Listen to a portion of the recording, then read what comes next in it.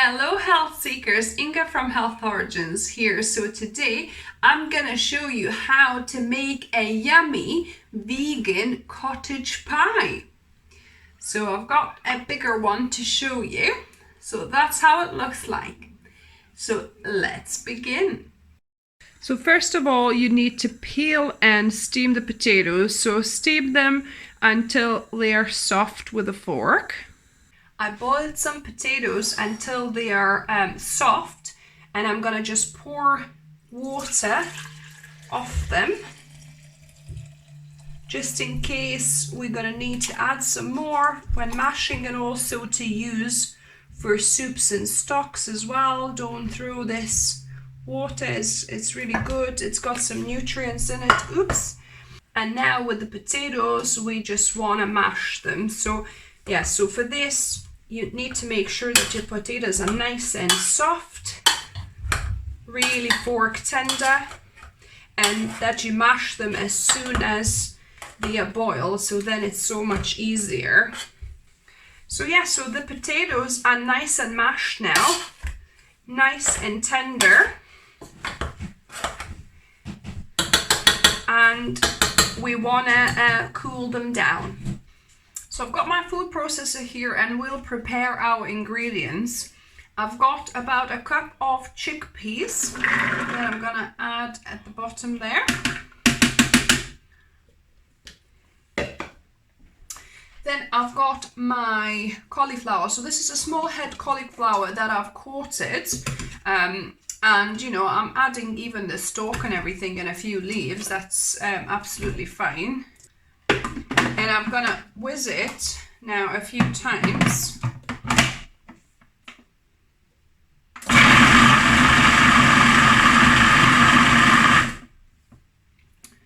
Just a few seconds to get it a little bit incorporated here. In fact, I think I'll have to do it in batches because it's not gonna all fit in my food processor. So I'll just process this for a few more seconds for this bit.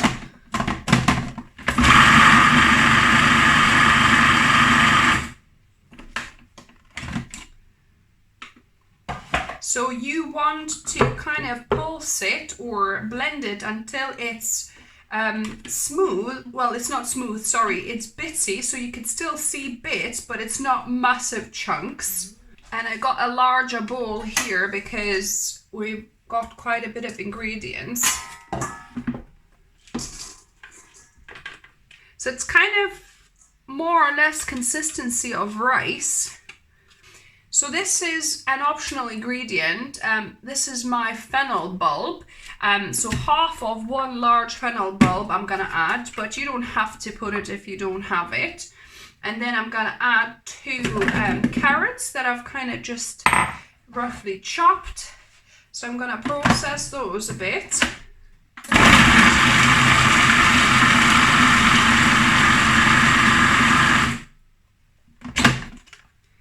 Again, to a similar consistency here, as you can see. Don't need to go super fine. And you can also half the ingredients here, because this is going to make a lot of cottage pie. So I'm just gonna, yeah, so definitely you can half or even, you know, quarter the recipe if you just want to make one. But when I'm making these, because it's quite laborious, I like to make more at the same time. And now I've got 1 small broccoli here, so I'm gonna add that and I'm gonna give it a little pulse. So about the same consistency for broccoli as well. And I'm gonna put my broccoli in a separate bowl here because broccoli obviously cooks very quickly. It doesn't need as much as other ingredients. So you wanna keep your broccoli separate so you don't overcook it. So for my broccoli, I used the peeled stem in here as well. So I peeled like the rough edges, outer edges of the stem, and then I put the inner nice kind of soft and crunchy stem with this too. Now all the processing is done, we're gonna get on with the rest of the recipe. I'll be cooking everything in this stainless steel pot, so I preheated it to the correct temperature so it doesn't stick. To check that, you need just a couple of drops of water, and if you drop it, and you can see when the droplets kind of go around, that means that this is hot enough. Or you could use a non-stick frying like kind of pot, non-stick lined pot. I prefer stainless steel though, because I know nothing's leaching into my food from this. So I've got 2 celery sticks that I've sliced thinly, so that goes in, and 1 medium to large onion that I've sliced in quarter moons. And I'm gonna fry these for a few minutes. The other bits you could have fried as well would be carrot and fennel. That could, that would be good with some frying because they're also aromatics. However, I've kind of made them too small now and mixed with the rest of the ingredients. So I'm just gonna do these 2. First of all, you want to fry the celery and the onion, and it's really hot as you can see, but it's not really sticking. It's starting to get a little bit of browning, but if it starts sticking for you, all you need to do is to add a couple of tablespoons of water, or I like adding olive brine at the time to deglaze the pan. Since I prefer using olive brine, that's what I'm going to use, a couple of tablespoons.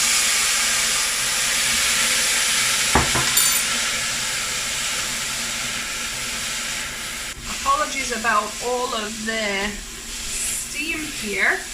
The pot is really hot, so I'm just going to keep on frying for another few minutes until the vegetables start softening and browning a little bit more. So the vegetables have been frying for about 4 or 5 minutes now. I'm gonna add my leeks for another 3 minutes or so. Watch carefully because leeks can burn quite quickly. So if you see it's starting to kind of stick, then add a bit of water again. The leeks have been frying for a couple of minutes. They soften slightly now.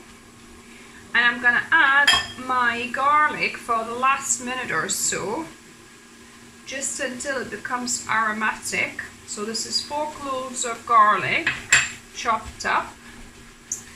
So it's been about a minute or so since I've added the garlic, and it's all kind of sweating nicely now. At this point, I'm gonna add my next ingredient, which is half a liter of your gravy. So this is vegan gravy. So this is my homemade vegan gravy. I'll link above and down below how you can make your own vegan gravy powder. Or I've got some recipes of liquid vegan gravy as well.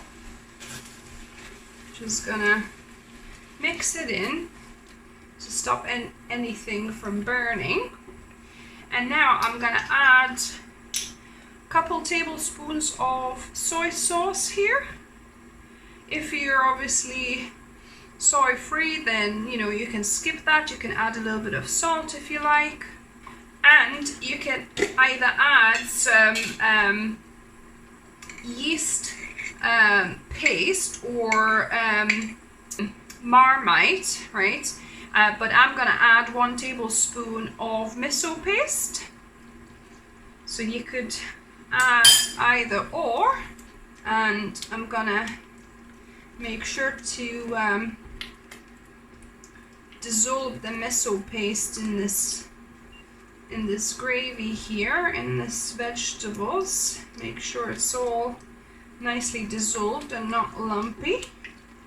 Now I've got about 3 cups of, this is green lentils, but you could use brown lentils as well, so cooked lentils, any type. So about 3 cups here, or 2 tins of lentils. You could also use beans here if you wanted to, like black beans, or kidney beans might be a little bit too large, so you might want to break them up, mash them up a little bit. So mix that in, and then I'm gonna add my the rest of the ingredients minus the broccoli. So broccoli we're keeping for the very end. I think I might have overdone it on the cauliflower, you know, probably half of that amount would have been enough. Yeah, I think I'll only add half, and the other half of mixture I'll, you know, keep and do a fresh one maybe in a day or so. It seems quite stiff, but the vegetables will release their liquid as well. So I mixed it well. I'm gonna add my lid now, and we're gonna cook this or simmer this on medium-low for about 5 to 10 minutes. We'll check in 5. So it's been about 5 minutes for this mixture to be cooking. And as you can see, it's starting to kind of burn and stick a little bit at the bottom, so be careful, have it on even probably lower than this. We want to cook it for another 5 to 10 minutes, probably 5, and then we'll add our broccoli. So it's been about 10 minutes for these vegetables cooking, and I think you're better off doing it in a wider pot actually. Would cook quicker that way. But we're adding our broccoli, so for the last 5 minutes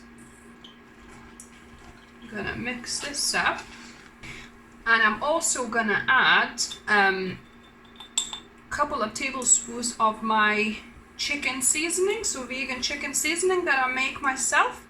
I'll link above and down below how you can make it.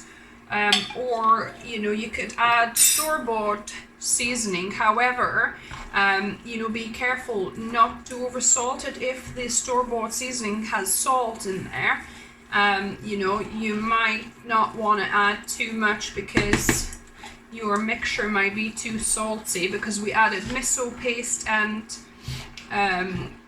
soy sauce to this already. Mine hasn't got any salt in here. So that should be fine. So about a couple of tablespoons here. Mix well. And I'm gonna cook this for the last 5 minutes. So it's been another 5 minutes since I've added broccoli and some spices. And that will be our mixture ready. I'm gonna switch it off. And I've got 2 glass containers here, oven-proof dishes, and I'm going to distribute this mixture between the 2.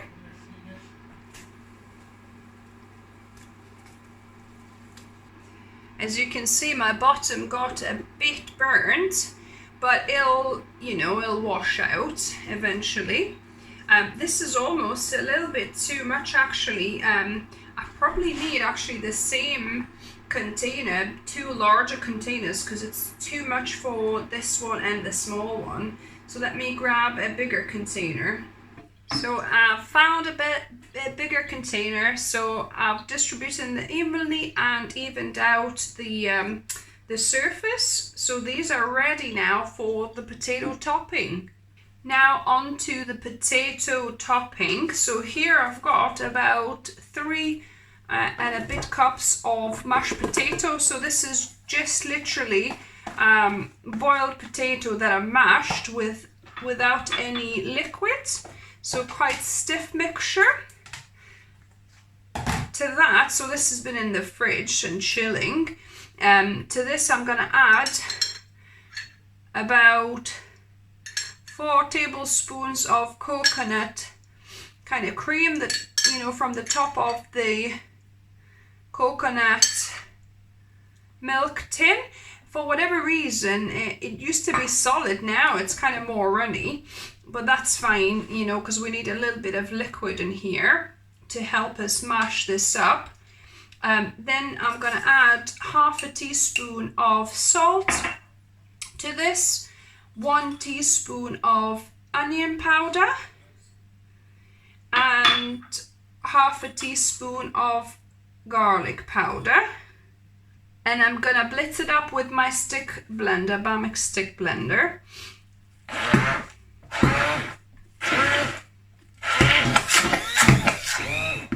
And now the potato mix is looking still a little bit stiff. So I've got here the liquid from boiling the potatoes, and I'm gonna add a couple of tablespoons in there.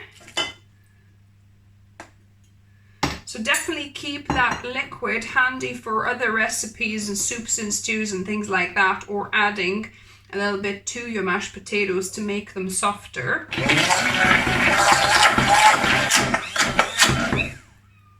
I think it needs another tablespoon or so.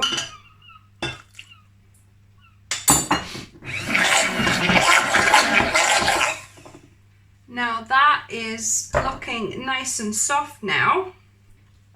So now this is ready to be put onto our fillings. If you wanted to be really fancy, you could use like a piping bag with a nozzle on to make nice kind of rose shapes or whatever, or even kind of like a nice you know, pattern. But I'm just gonna go simple today, and I'm just gonna divide it between the two pies and gonna even it out. So work carefully not to press the potato into the top of the filling. Just try and distribute it evenly on the top. I must admit, I could have done with a little bit more potato, you know, so it covered a little bit thicker. So probably you want 4 cups or a bit more, but I managed.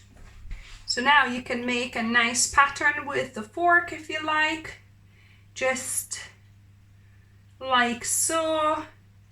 Just a few indentations, just kind of makes it a little bit more interesting when it's finished off like that.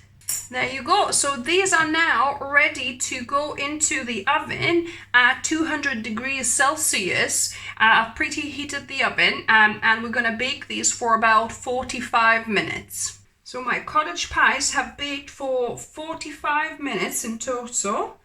Let's see what they're like. So they have been cooling down for a few minutes. I want to take a piece out to show you and to taste test as well.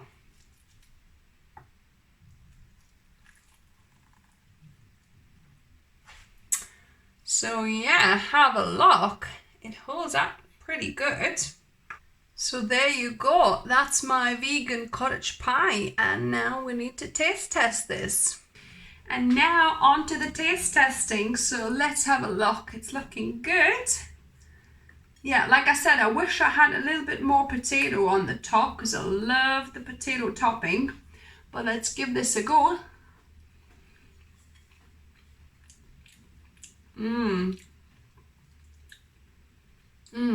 Really good. So much veg.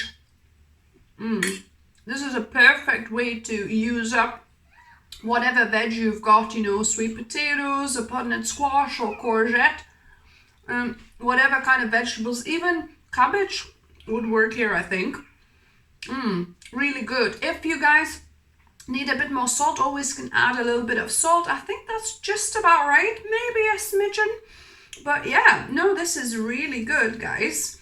And you know what? One thing I forgot again, I keep on forgetting adding peas. So your traditional cottage or shepherd's pie would have peas, green peas. So yeah, so add them, you know, when you adding the broccoli so that you don't overcook them. But yeah, this is really good, guys. Yum. So yeah, if you try this, let me know what you thought of it. Give me a thumbs up if you like the video.